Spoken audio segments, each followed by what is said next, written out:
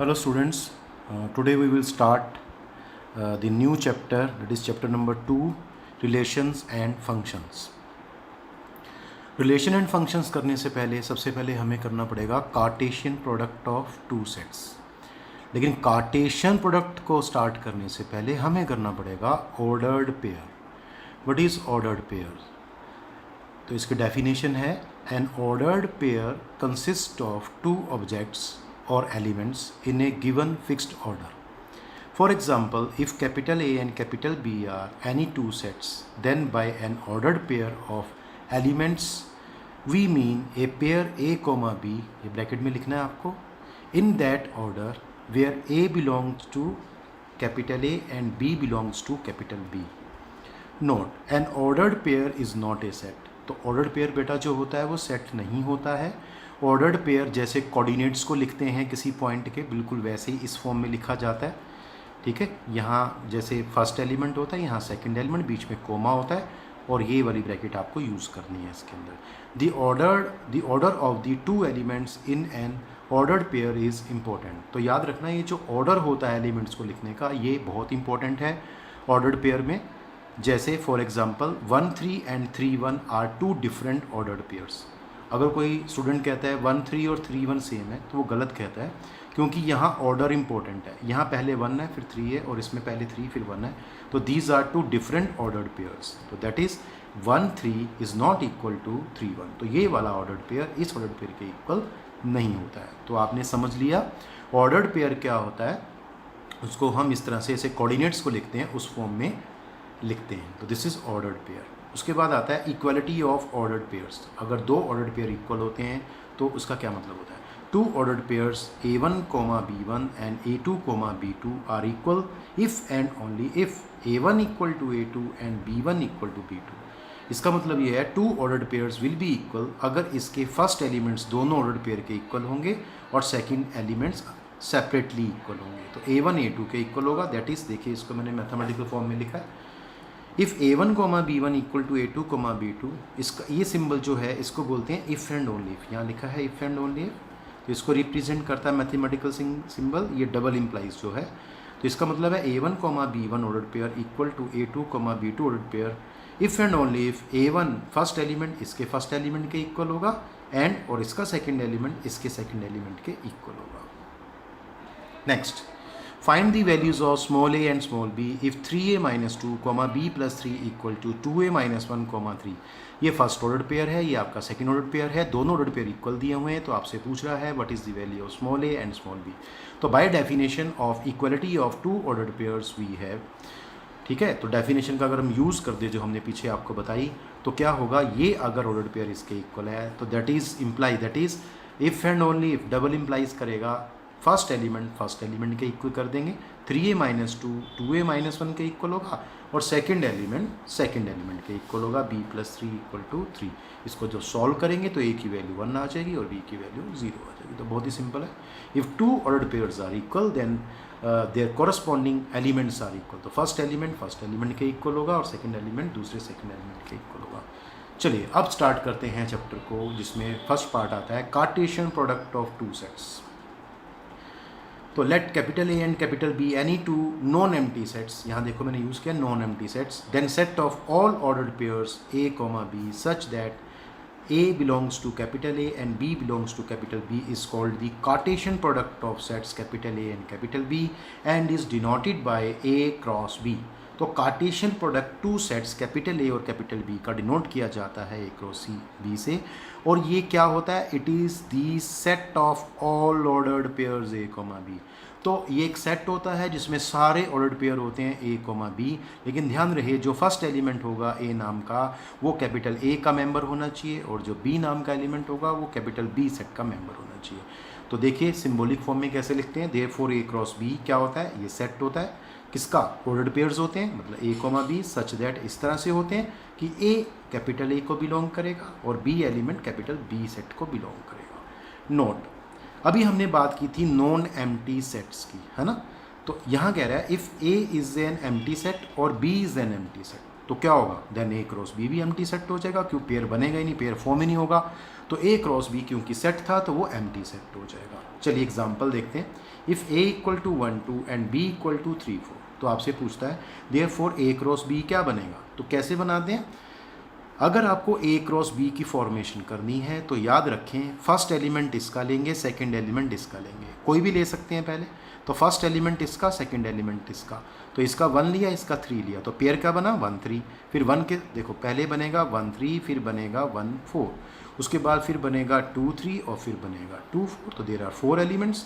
तो A cross B एक set होगा जिसके अंदर पेयर्स होंगे, जिसका first element A group A set का होगा और सेकंड एलिमेंट बी सेट का होगा, तो क्या बनेंगे पेयर्स 1 3 1 4 2 3 और 2 4, इसको कोमा डाल के लिखेंगे, ये रोस्टर फॉर्म में आपको लिखना होता है। अगर आपसे कोई पूछता है इसमें कितने एलिमेंट्स हैं, ये एक सेट है ना, ए क्रॉस बी भी सेट है, तो इसमें कितने एलिमेंट्स हैं, तो that is n A cross B, count करेंगे 1 2 3 4, तो इसमें 4 एलिमेंट्स आएंगे। यस, आल्सो अगर हमें बी क्रॉस ए निकालना हो तो एलिमेंट्स आपके रिवर्स हो जाएंगे, तो क्या आ जाएगा 3 1 3 2 4 1 4 2, तो पीछे जो एलिमेंट्स बताए थे वो रिवर्स हो जाएंगे, और आप देखेंगे ए क्रॉस बी क्रॉस के ए के इक्वल नहीं होगा क्योंकि एलिमेंट्स रिवर्स हो गए। और हम जानते हैं कि अगर 1 3 ऑर्डर्ड पेयर है तो इसका मतलब ये नहीं है कि 3 1 ऑर्डर्ड पेयर भी सेम होगा, तो ये डिफरेंट ऑर्डर पेयर्स होते हैं, इसलिए ए क्रॉस बी और बी क्रॉस ए इक्वल नहीं होंगे। और दूसरा, अगर आपसे कोई क्वेश्चन करे इसमें कितने एलिमेंट्स आते हैं बी क्रॉस ए में, तो आप कह सकते हैं n of B cross A equal to 4, इसमें 4 एलिमेंट्स होंगे। चलिए नेक्स्ट क्वेश्चन देखते हैं। If capital A equal to एक सेट है जिसमें 2 एलिमेंट्स हैं ए कॉमा बी, और सेकंड आपके सेट है कैपिटल बी जिसमें 3 एलिमेंट्स हैं 1 2 3, find A cross B cross A cross A, B cross B and A cross B intersection B cross A. तो चलिए शुरू कर दें। वी हैव ए सेट दिया इसमें 2 एलिमेंट्स हैं ए बी सेट इसमें 3 एलिमेंट्स हैं 1 2 3। Now what is A cross B, तो देखिए ए क्रॉस बी हम सीधा ही बनाएंगे, कैसे, ये आएगा ए के साथ एलिमेंट क्या आएगा, पहले ए क्रॉस बी का मतलब पहला एलिमेंट ए सेट का होगा, दूसरा एलिमेंट बी सेट का होगा, तो फर्स्ट एलिमेंट ए का होगा, तो ए के साथ क्या पेयर्स बन सकते हैं 1 का 2 का 3 का, ए के साथ 1 ए के साथ 2 और ए के साथ 3, ऐसे बी के साथ 1 बी के साथ 2 और बी के साथ 3, तो 3 पेयर्स इसके बन जाएंगे A1 A2 A3 B1 B2 B3, सबको कॉमा डाल के लिखेंगे कार्टेश, और इसको लिखना है आपने रोस्टर फॉर्म में, तो देखेंगे आप 1 2 3 4 5 6 एलिमेंट्स बन जाएंगे। अगर बी क्रॉस ए की बात करते हैं तो एलिमेंट्स रिवर्स कर देंगे आप, इनको आप रिवर्स कर दीजिए, देखिए तो इस तरह से ये भी 6 एलिमेंट्स हो जाएंगे।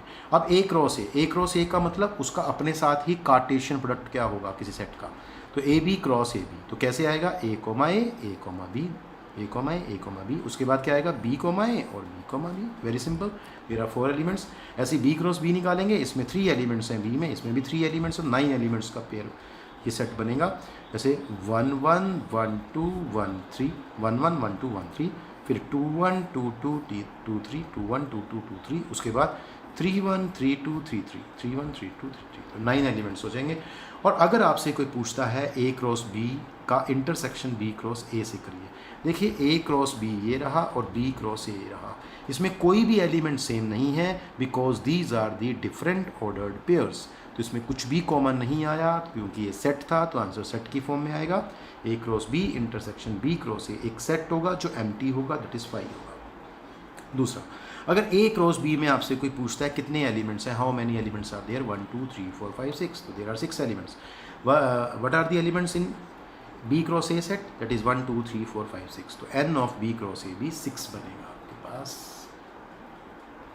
यस, अगर आपसे पूछता है एन क्रॉस ए, तो आप देखेंगे पीछे 4 एलिमेंट्स आएंगे। अगर आपसे पूछता है N of B cross B, कितने एलिमेंट्स हैं बी क्रॉस बी सेट में, तो आप कहेंगे 9 एलिमेंट्स हैं। चलिए आगे देखते हैं, कॉन्सेप्ट है if A comma B comma C are finite sets then N of A cross B किसके इक्वल होता है, N of A into N of B. इसका मतलब ये है कि the number of elements in A cross B set equal to number of elements in set A into number of elements in set B. इसी तरह से number of elements in A cross C क्या हो जाएगा, N of A into N of B into N of C. अभी हम आपको आगे बताएंगे 3 सेट्स का कार्टेशियन प्रोडक्ट कैसे निकालते हैं। तो चलिए एक क्वेश्चन देख लेते हैं। If n A equal to 2 n B equal to 3 then find the value of n of A cross B. अभी हमने एक फार्मूला किया था, ये ऊपर वाला देखिए ये वाला, तो ये क्या है, N of A cross B किसके इक्वल होता है, n A into n B. तो एन ए की वैल्यू 2 दे रखी है, एन बी की वैल्यू 3 दे रखी है, तो मल्टीप्लाई करके 6 आ जाएगा। तो आप कहेंगे number of elements in the set A cross B is 6। Now अगला कॉन्सेप्ट देखते हैं, कार्टेशियन प्रोडक्ट ऑफ 3 सेट्स। अगर 3 सेट का कार्टेशियन प्रोडक्ट निकालना हो तो वो क्या होता है? तो पिछली डेफिनेशन का अगर हम यूज़ कर लेते हैं तो उसमें पेयर बनता था, यहाँ ट्रिपलेट बनेगा। तो मैं आपको बता दूं ए क्रॉस बी क्रॉस सी, इसमें 3 एलिमेंट्स होंगे, उसमें 2 एलिमेंट थे जिसको हमने पेयर बोला था, ये ट्रिपलेट होता है, ऑर्डर ट्रिपलेट। मैं यहाँ दिखा देता हूँ। अगर आपको 3 एलिमेंट दिखने हो कोमा डाल के ब्रैकेट में, ऐसा स्पेस में होता है। स्पेस के कोऑर्डिनेट्स अगर जब आप 11th में करेंगे 3D ज्योमेट्री तो आप देखेंगे वहाँ कोऑर्डिनेट्स 3 होते हैं, 1 2 3 एक्स वाई जेड। ऐसे यहाँ पे मैंने एलिमेंट्स 3 लिए हैं, ए कोमा बी कोमा सी। तो अगर आपके पास इस तरह से ब्रैकेट में लिखते हैं A comma B comma C या X comma Y comma Z, तो इसको बोलते हैं ऑर्डर्ड ट्रिपलेट। डबल हों, 2 हों तो क्या बोलते हैं? Ordered pair. और अगर 3 हों तो ऑर्डर ट्रिपलेट। तो यहाँ देखिए A cross B cross C एक सेट होता है जिसमें क्या होता है? All ordered triplets, that is A comma B comma C. लेकिन इस तरह से होना चाहिए, जो फर्स्ट एलिमेंट है वो ए का मेंबर होगा, जो सेकंड एलिमेंट बी है वो सेकंड सेट का एलिमेंट होगा, और जो थर्ड एलिमेंट है सी वो इसका एलिमेंट। ध्यान रखना, जैसी सीक्वेंस यहाँ होगी वैसे ही यहाँ होना चाहिए। तो ये वाला एलिमेंट ए का मेंबर होगा, बीच वाला एलिमेंट बी का होगा, या भी सेंटर में होना चाहिए, और C element capital C set का एलिमेंट होगा। Where A B C are 3 sets. Clear हो गया सबको? और इसी के साथ मैं आपको बता देता हूँ, अगर आपको ए क्रॉस बी क्रॉस सी निकालना हो तो उसके लिए आप 2 काम कर सकते हैं, दोनों में से कोई एक काम कर सकते हैं। तो क्या कर सकते हैं? आप पहले ए क्रॉस बी का क्रॉस, पहले ए बी का क्रॉस निकाल लो और फिर उसका सी से क्रॉस कर दीजिए, या पहले बी क्रॉस सी निकाल लीजिए, उसको फिर ए से क्रॉस कर दीजिए। ठीक है, ये और दोनों इक्वल होते हैं और दोनों की वैल्यू इसके इक्वल होती है। तो इस तरह से ए क्रॉस बी क्रॉस सी को फाइंड किया जाता है। पहले 2 सेट्स का कार्टेशियन प्रोडक्ट निकालेंगे, फिर उसको थर्ड के साथ निकालेंगे।